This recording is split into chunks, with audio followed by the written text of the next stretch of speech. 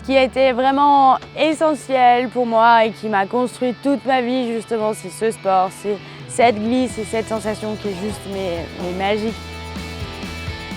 On est sur le lac de Vouglan, c'est un des plus beaux lacs du Jura, voire même d'Europe.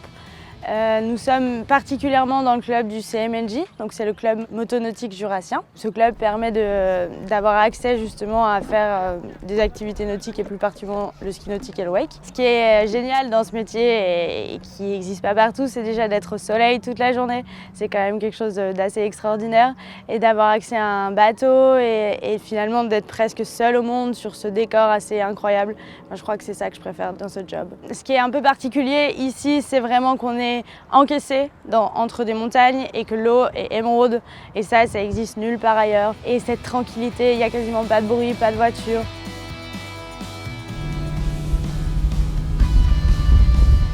J'ai hâte de pas tomber. Et si je tombe, c'est pas grave.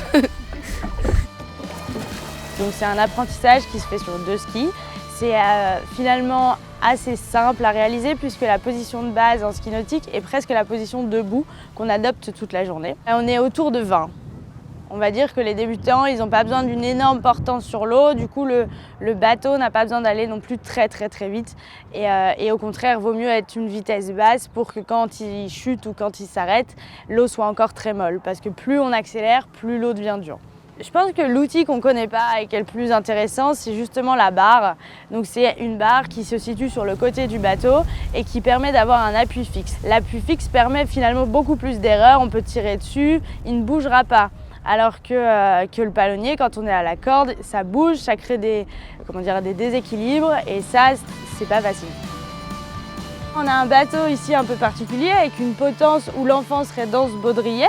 En décalant la potence, on va le mettre au-dessus de l'eau, ce qui lui permettra d'enfiler les skis. Et grâce à la corde qui est devant, les skis seront tenus et l'enfant sera dans le baudrier. Il pourra donc glisser et voler sur l'eau en toute sécurité. Donc ça permettrait aux enfants ayant des membres inférieurs non valides de skier. Ici, on a la chance d'avoir justement un bateau pour les tout petits, donc leur permettant d'exercer à partir de, je dirais, 2 ans. En tout cas, il faut qu'ils sachent parler pour qu'ils puissent nous exprimer si ça va ou si ça va pas. Mais dès qu'ils tiennent sur leurs 2 pieds et qu'ils sachent parler, c'est très bien, ça marche. Et après, on peut aller jusqu'à un certain âge, je dirais jusqu'à la fin, tant qu'on a de l'énergie, ça marche.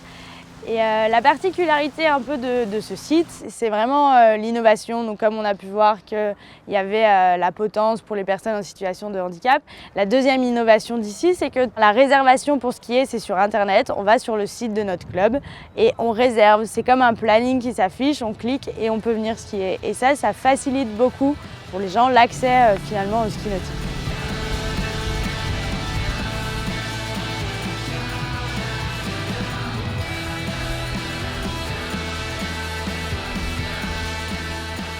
Faire du ski nautique, glisser sur l'eau, on s'est dit que c'était quand même quelque chose qui serait génial pour des enfants.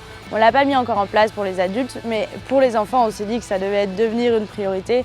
L'objectif, c'est que ça soit ouvert à tout public, que tout le monde puisse venir et tout le monde puisse s'amuser et connaître cette sensation qui est incroyable. C'est presque marcher sur l'eau. Il y a des systèmes qui ont été faits pour les adultes, mais pour les enfants, on est vraiment les tout premiers et c'est encore en test. Même nous, on a dû essayer, on ne savait pas trop comment ça marchait et voilà, on est vraiment les précurseurs, on va dire, en France.